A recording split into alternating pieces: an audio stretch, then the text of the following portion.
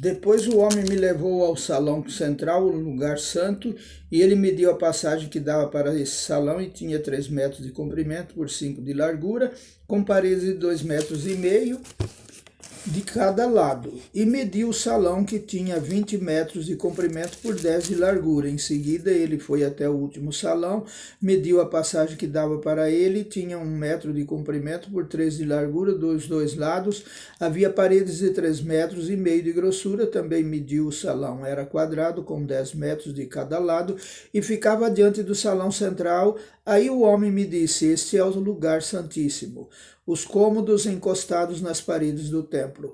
O homem mediu a grossura da parede interna do templo e era de 3 metros. Em toda a volta do templo havia uma porção de pequenos cômodos encostados na parede, medindo 2 metros de largura cada um.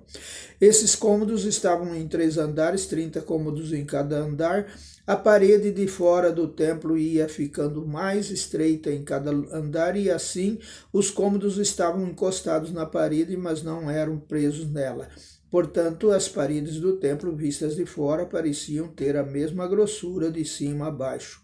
Havia 2 escadarias largas do lado de fora dos cômodos, que estavam construídos encostados na parede do templo em toda a sua volta.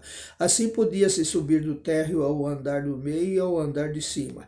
A parede de fora desses cômodos tinha 2,5 metros de grossura. Havia uma porta que havia para os cômodos do lado norte do templo e uma que dava para os cômodos do lado sul. Vi em volta do templo havia um terraço que media 2,5 metros de largura. Esse terraço estava em 3 metros acima do chão e ficava no mesmo nível do alicerce dos cômodos que estavam ao lado das paredes do templo. Em volta do templo, entre o terraço e os edifícios usados pelos sacerdotes, havia um espaço livre de 10 metros de largura. O edifício do lado oeste.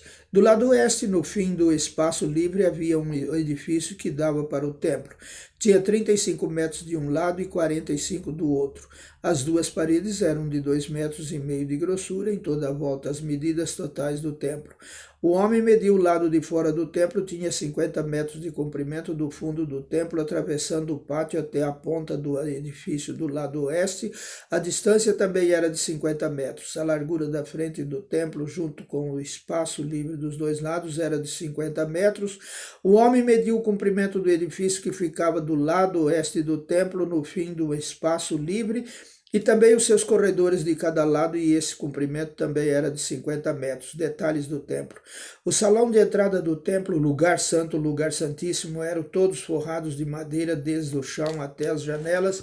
Essas janelas podiam ser cobertas por dentro. As paredes do templo até o alto das portas estavam todas cobertas de figuras entalhadas de palmeiras e de animais com asas.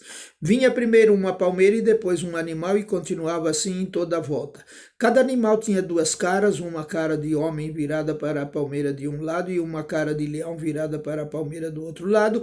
Era assim em toda a volta da parede, desde o chão até o alto das portas. Os batentes do lugar santo eram quadrados. O altar de madeira. Na frente da entrada do lugar santíssimo havia uma coisa que parecia um altar de madeira. Tinha 1,5 metro de altura por 1 metro de largura. Os cantos, a base e os lados eram de madeira. O homem me disse: esta é a mesa que fica na presença de Deus, o Senhor, às portas.